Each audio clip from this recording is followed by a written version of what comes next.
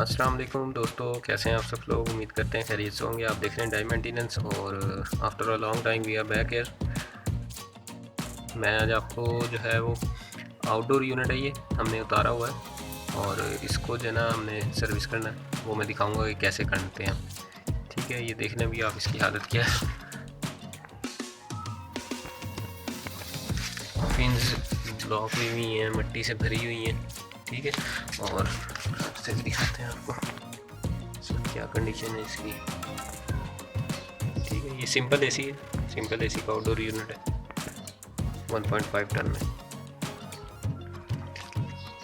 ठीक है, अभी हम इसको खोलेंगे और खोल के इसको जो है वो वॉश आउट भी करेंगे, सफाई करेंगे, क्लीनिंग करेंगे कंप्लीट इसकी। चलें शुरू करते हैं।